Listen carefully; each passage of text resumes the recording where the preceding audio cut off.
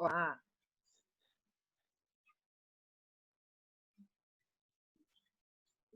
tudo bem? Voltamos. Aí, voltamos. Caraca, Oi. professora, eu tô Oi. igual uma desesperada, anotando um monte de tema para escrever sobre depois. Ai, Fico que mais legal. Eu vi lá, ficou muito legal o blog. Tem artigo seu, do Léo, do Klinger, né? Muito maneiro. Sim, sim. Que legal. Eu não li ainda com calma cada um, mas Não, tipo eu assim, entrei, olhei e falei, tranquilo, gente, que tranquilo. fofo. Eu vou divulgar no meu Instagram depois. Ai, obrigada. Nada, imagina, um Tipo prazer. assim, agora pô, eu tô tentando atualizar, melhorar, assim, tipo, assim, um site em si, né, para ficar mais bonito e tal, e a Sim, professora explica muito difícil, é muito difícil. pois é, né? Mas é legal, é muito legal. É Eu um só chegar, desafio, né? começar a falar sobre qualquer coisa e conversar, tipo assim, é gratificante, sabe? Com certeza, com certeza. É super importante. Eu achei muito legal o jeito que vocês fizeram, assim, tipo, descolado, né? Tipo, não, para não ser uma coisa É, formal, sim, sim. conteudista, mas uma coisa que faz sentido, né? Aquela carta à Não, Primeira sim, tem Guerra, né? Quem coisa. foi que escreveu? Sim, foi o Cringe. Kinger. O Kinger chegou e falou assim: Mas eu vou postar uma carta, fica à vontade. Aí ele Muito quer legal. escrever uma sobre o Holocausto também, muito maneiro mesmo. Pois é. Isso aí, gente. Aí, Vai abrindo espaço, muito legal. Depois, quando eu tiver um tempinho, quando eu conseguir respirar, eu posso escrever alguma coisa também. Que tem a ver com com a minha certeza, tese e com tal, aí eu certeza, mando para vocês, né? com certeza. Eu coloco na sua autoria, não, tranquilo. Que legal. Tipo assim, por dia, mais ou menos, já tem 2 artigos sendo lançados, né? Então, tipo Aham, assim, temas. O Léo já postou um sobre o pau-brasil, eu vou postar um sobre a gripe espanhola. Então, tipo assim, é bem que aleatório. legal. Que legal. Isso aí. Muito bom. Muito bom. Demais. Parabéns. Obrigada. Então, gente, voltando aqui, vamos assistir o vídeo de Brasília? E amanhã tem a live, não sei se todo mundo ouviu, eu vou fazer uma live, vamos fazer, né? Eu e Dudu, sobre a questão das pandemias. Então, a gente vai falar de várias pandemias ao longo da história. Acho que vai ser legal. Se vocês estiverem de Pode contar com a bobeira, minha presença. apareçam lá. Eu vou estar lá, professora, não se preocupe. Que bom. Então vamos lá, posso colocar o vídeo? Tá todo mundo vendo a tela aí? Sim. Tá, Sim. tá, beleza. Vamos lá então. Vamos ver se vai. Vai.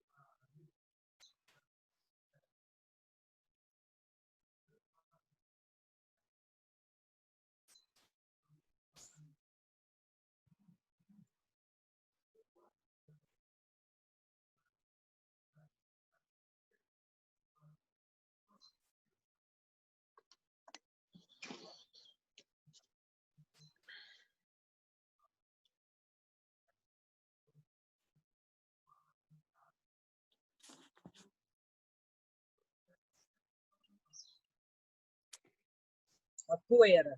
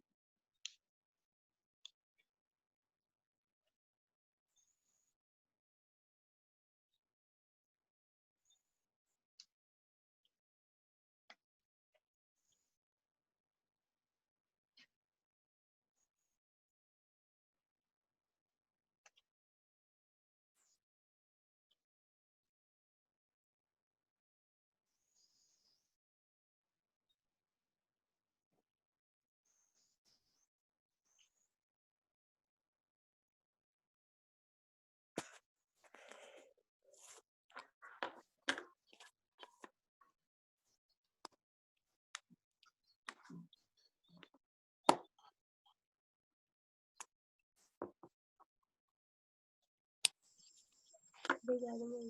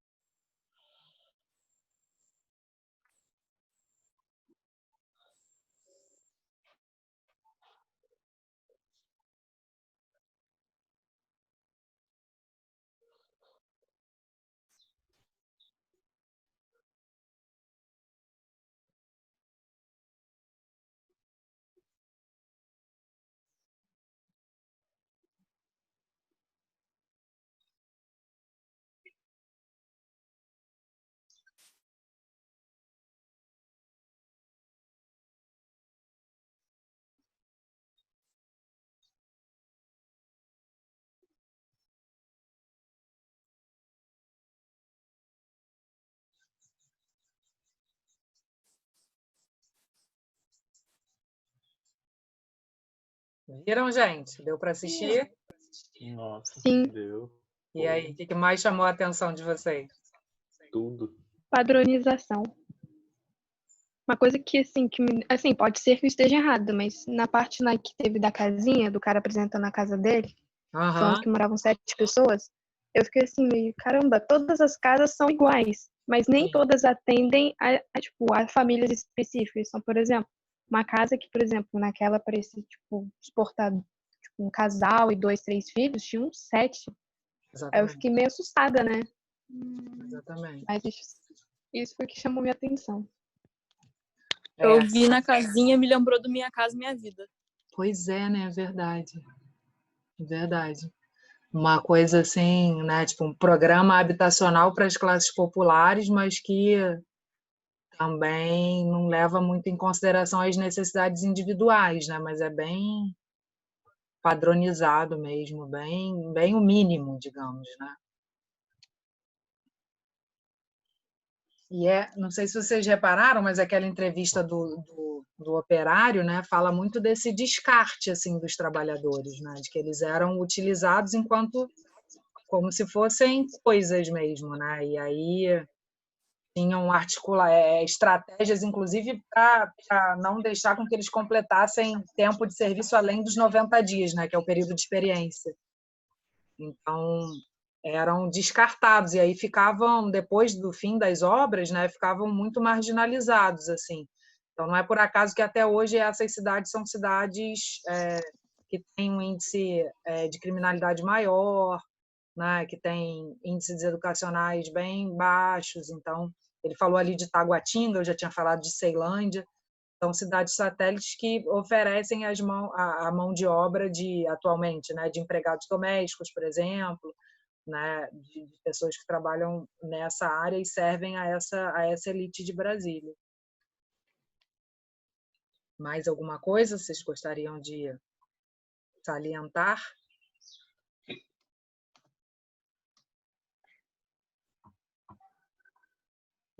Eu queria chamar a atenção para essa questão da contradição, que eu disse que é uma contradição de Brasília, mas em amplo espectro também uma contradição do governo JK. Essa contradição entre o desenvolvimentismo, né, e a galera que acaba ficando para trás. Então, você desenvolve, é um projeto desenvolvimentista, mas não é um projeto que inclui todo mundo, sabe? Isso é muito triste, assim. É um projeto desenvolvimentista para as classes médias e altas, né? Não é um projeto que está pensando nos trabalhadores, nas classes menos favorecidas economicamente.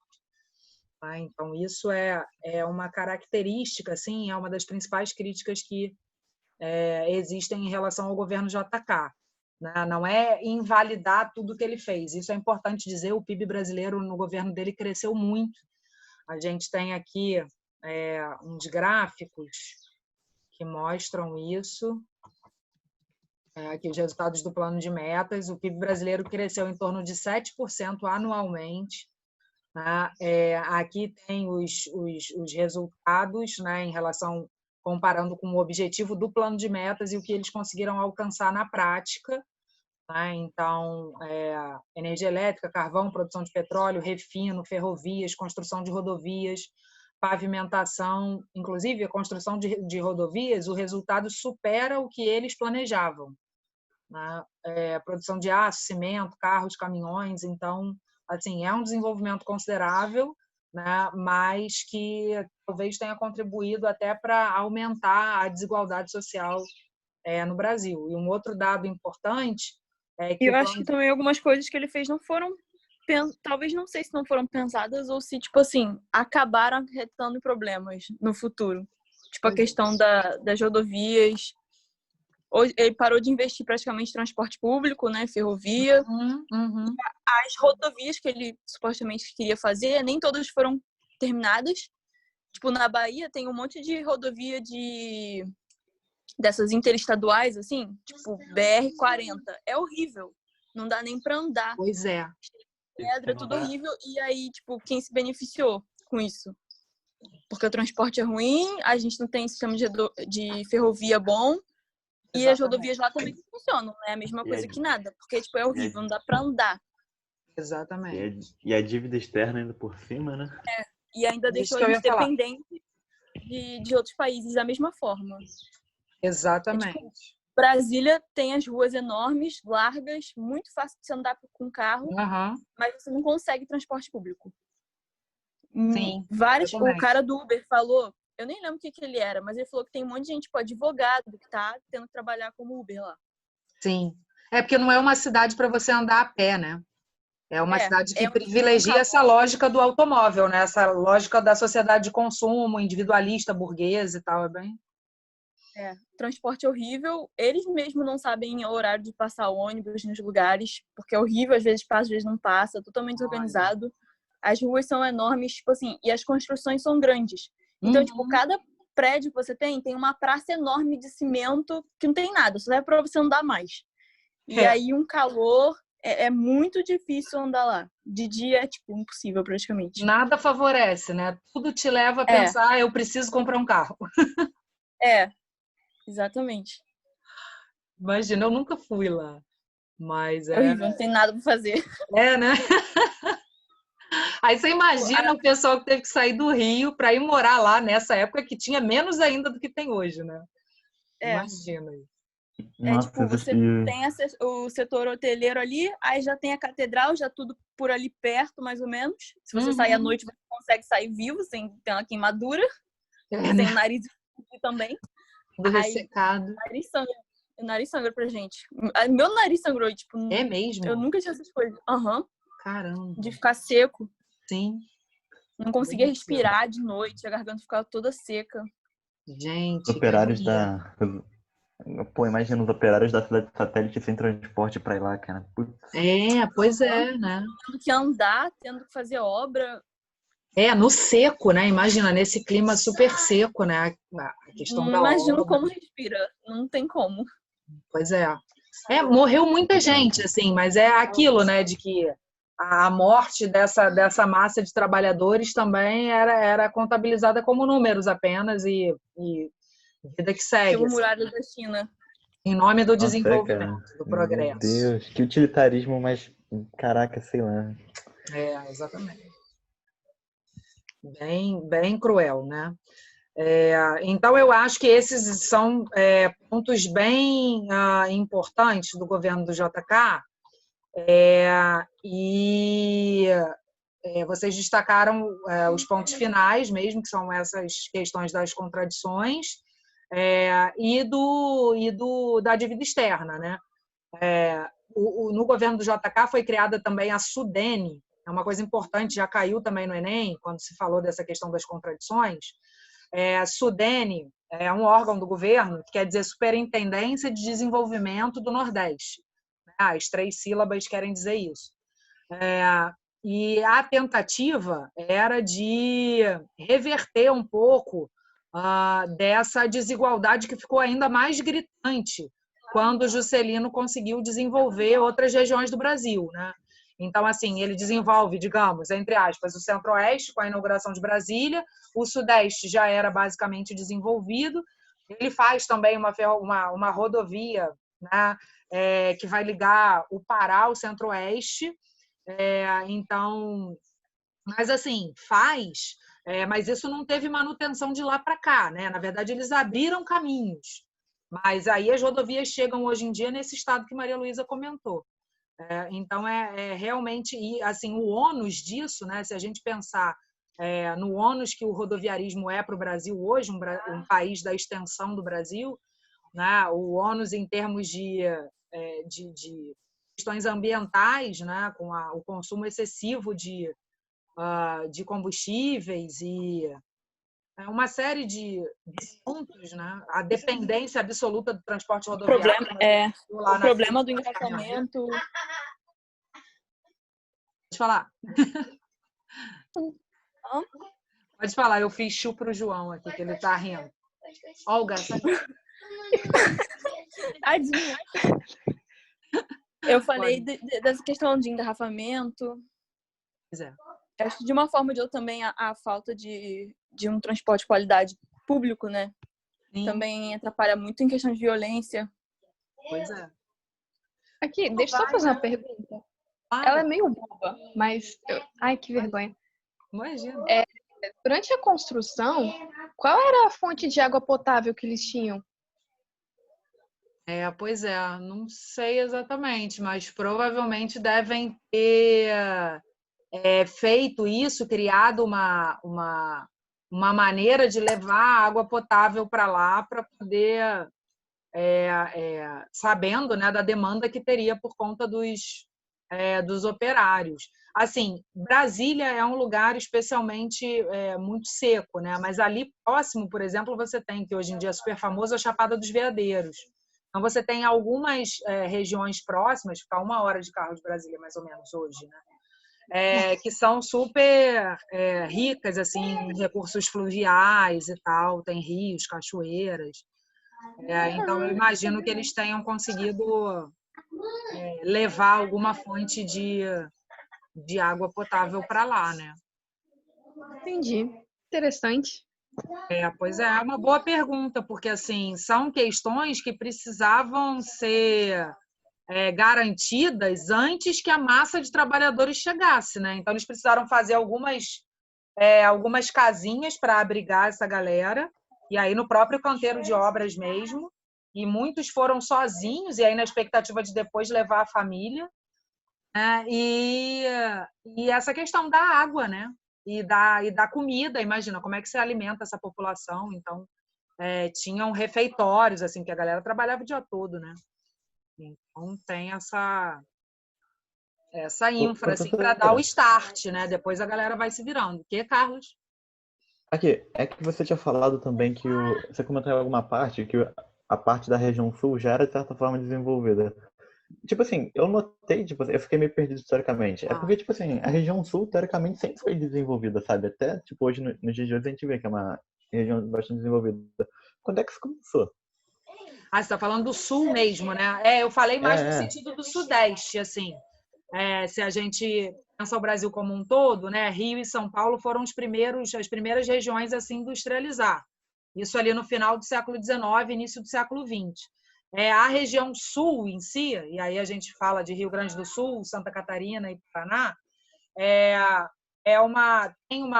eles têm uma pegada forte de indústria, por exemplo, de calçados, né? De a ver com couro, né? E aí ligado também à produção pecuária deles, né? A criação de gado.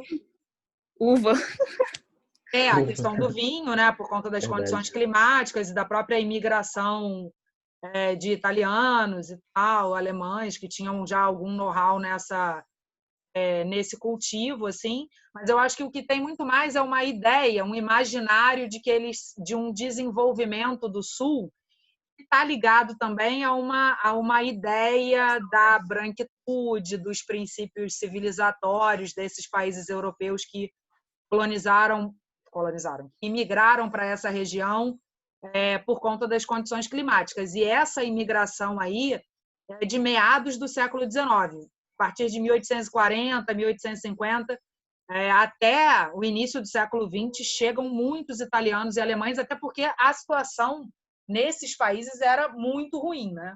A gente hoje tem uma imagem de que pode parecer que Itália, Alemanha, Inglaterra, bem que não vieram ingleses para cá, vieram poucos, mas Itália e Alemanha eram países, parecem que sempre foram países ótimos e não, né? Eram países com muitas dificuldades, com guerras. Então, muita gente veio para cá meio na esperança mesmo de construir uma vida nova, e o governo brasileiro dava terras, né, para as pessoas virem e começarem uma vida nova. Tem a ver com a própria política de branqueamento também do Império Brasileiro, né, de tentar fazer a população brasileira, no geral, parecer mais branca. Então, tem toda uma construção aí de um imaginário que a gente precisa olhar com bastante cuidado, né?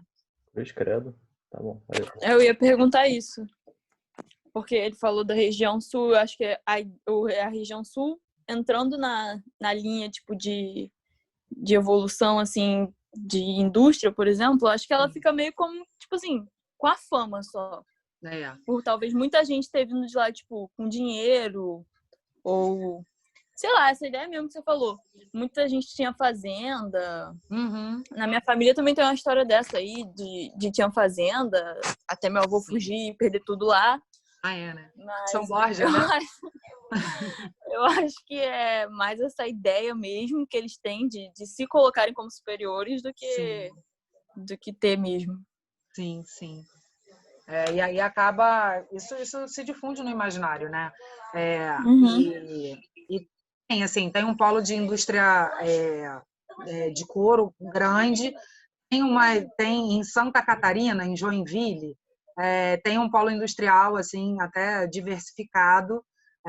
Tem uma das principais empresas de motores, né, que é a WEG, fica lá nessa região de Santa Catarina, mas assim não se compara a São Paulo, por exemplo, sabe?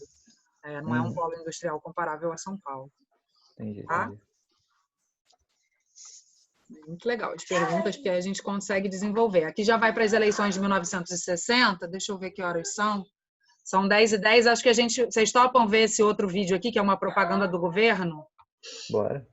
Claro. Esse aqui, ó, eu não sabia se ia dar tempo, mas vamos assistir, aí depois a gente fecha. Eu acho que é melhor a gente fechar só com JK, E aí, na segunda-feira, a gente tem revisional, né? Mas aí, na próxima quarta, a gente consegue falar do Jânio e do Jango. O governo do Jânio Quadros é super curto, tem só 7 meses. E o Jango era vice dele, entrou, e aí a gente consegue falar dos dois. É bem legal, assim. Aí a gente fala deles na próxima aula. Hoje a gente fica só com JK, beleza? Beleza. Eu digo na próxima aula de módulo, né? Porque a nossa próxima aula, efetivamente, segunda-feira, é revisional. Que vai ser bem legal também, porque a gente já vai para a Idade Moderna. Aí a gente vai falar de Renascimento, Reforma, Protestante. São assuntos bem interessantes. A princípio, Fabi, quem foi que foi o tirado do governo?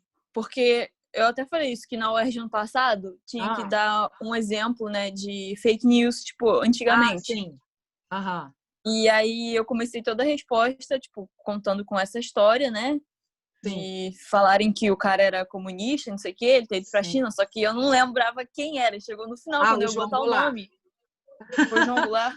Foi. Eu tive que mudar toda a resposta, porque eu não sabia, tipo, qual era o vice, quem assumiu, quem caiu, porque eu não lembrava qual que era o nome de cada um. Então, o Jânio Quadros, ele foi eleito presidente da República e o João Goulart foi eleito vice. Aí o Jânio Quadros ficou 7 meses no governo e renunciou. Aí, quando ele renunciou, meio que ninguém esperava, nem o próprio vice.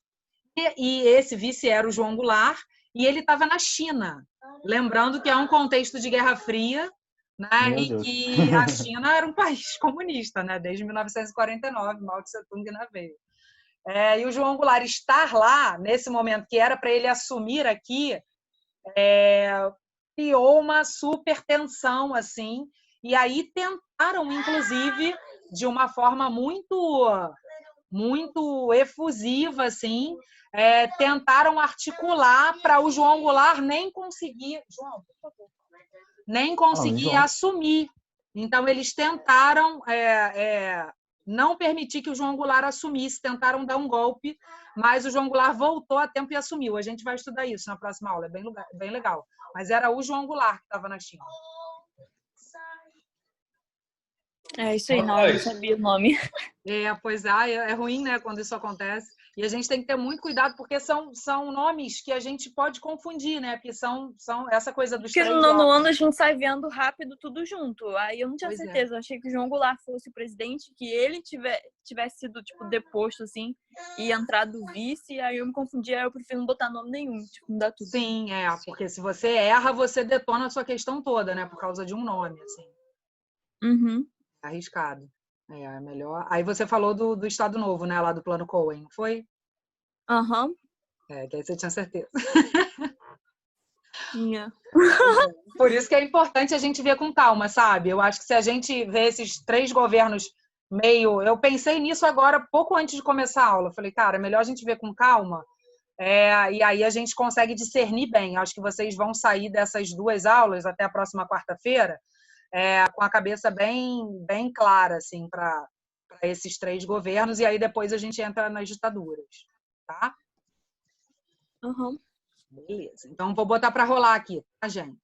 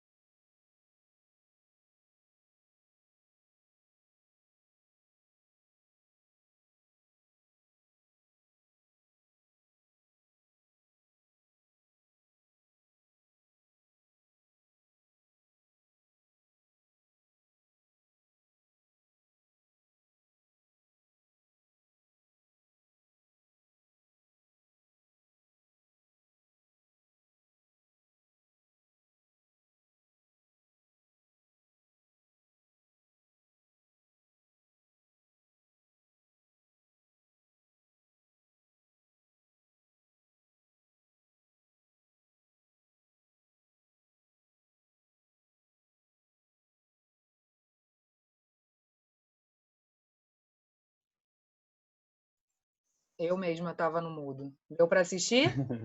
Deu. Então, lembrando que esse é um comercial de 1971, né? Na verdade, já Era do próprio governo? Não, isso já é na ditadura militar, né? Já é pós-JK, depois obviamente, né? Depois dos 3 Js, depois do Jânio e do Jango também, é de 71. Então já é, mas aí a gente consegue ver como é que Brasília, mesmo depois de 11 anos da inauguração, ainda precisava de muito investimento, né? Principalmente ali nos arredores, nessas cidades onde viviam essas populações menos favorecidas, de pessoas que migraram para lá para construir e tal. Vocês viram o negócio da água e da luz? Quer dizer, estavam levando água e luz para lá na década de 70. Mas, tipo, o próprio governo produziu isso? Tá escrito que foram eles que fizeram? Pois é, né? Na década de 70. Então, o governo, acho que já é o Médici na década de 70. E, assim, tem todo um discurso, e aí a gente precisa analisar, né?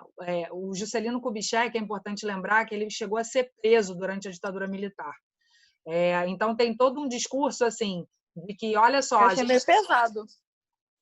A gente está consertando o que deixaram, né, meio pela metade. Então, mostra que está criando uma infraestrutura. E da forma como fala também da própria população, porque, tipo, nunca poderia usar a palavra invasão da própria população. Pois é. Vocês já pararam isso? Uhum. É um discurso... Era um nome de uma área do ministério, sei lá, alguma coisa assim. Era uma área que tomava conta disso. Exatamente. E aí impedir a formação de favelas e tal. É um discurso bem pejorativo a essa população, né? E depois falava, porque os ex-favelados que ganharam financiamento, não sei o quê. Exatamente. Achei meio grosso, sei lá, para ser uma propaganda do governo. Pois é, mas é. Não se tinha muito esse cuidado, assim, essa lógica, né, de que a gente acabou desenvolvendo ao longo do tempo, né, de respeito, né, de contextualizar a desigualdade, né? Tipo, cara, o cara não mora na favela porque ele quer, né? Então, né, não tem esse cuidado. Os caras falam de sola de um lugar de fala bem elitista, assim, né? E parece que eles estão fazendo mais que a obrigação deles, né? Que estranho também. Pois é. Uma coisa assim, olha como nós somos fenomenais, né? Olha o que nós estamos fazendo, assim. Exatamente. Bem louco, legal vocês chamarem a atenção para esses pontos. São essas as desigualdades, né, que já existiam. A gente sabe que, historicamente, o Brasil tem uma série delas, né, na sua própria formação, desde lá dos tempos coloniais, com a questão da escravidão e tal, e como é que isso, com o tempo, vai se atualizando e vai se aprofundando, né, em alguma medida. Aqui tem essa questão da migração de nordestinos e de como é que vão acabar se constituindo numa população marginalizada ali nos arredores de Brasília. Então, o imaginário que se cria, né, é que eles são os elementos da desordem, da favelização e tal, sendo que eles são os responsáveis pela construção de tudo aquilo, né? Então, é bem importante da gente pensar criticamente sobre isso, né? Tudo bem, gente? Então, de JK estamos entendidos? Alguém tem alguma dúvida? Ou quer comentar alguma coisa? Acho que não. Tá bem claro. Tranquilo. Essa foi a época que o Brasil mais se desenvolveu, né? Tipo, até agora. Em termos de crescimento de PIB, a gente tem no início do século XX também, acho que no segundo governo Lula, mais precisamente, tem um crescimento bastante significativo. A gente vai estudar esse ano também. É um crescimento do PIB mesmo, bastante significativo. Mas aí depois a gente sabe que tem a crise, né, por volta de 2013, 2015, mas eu acho que a gente poderia equiparar esse período do JK e também durante a ditadura militar, né, o chamado milagre econômico, que a gente vai discutir, mas que tem aí as suas questões. Então, tem outros momentos de crescimento também. A gente vai ver... Ah, caraca, acabei de notar, cara. A gente vai ver o bagulho da crise, não vai? Da crise lá dos governos lá do PT. A gente vai chegar a ver isso, não vai ainda na escola? Chega até Nossa, o governo véio. Temer. E aí a Eu gente pode fazer um seminário final. A gente já deve estar presencialmente, né? Acho que a gente consegue organizar um seminário pensando assim nesses últimos acontecimentos, assim, né? Desde o fim do governo Temer para cá, assim, analisar a ascensão do Bolsonaro, enfim, todo esse contexto aí que a gente está vivendo. Acho que a gente consegue até analisar isso, fazer uma história do tempo presente. É muito estranho, tá ligado? Porque, tipo, eu vivi o governo Lula e eu vou ver isso no livro de pois história. Pois é, tipo, exatamente. Poxa, como assim? É muito louco, assim, já Parece vira que foi história. ontem. Literalmente, caralho. Carlos, nada vai ser pior do que as gerações futuras vão estudar sobre o momento de agora. Exatamente, cara. Imagina, uma professora de história, tipo a Fabi, daqui a uns 30 anos explicando, olha, não, aqui tava tendo uma pandemia e tinha gente na rua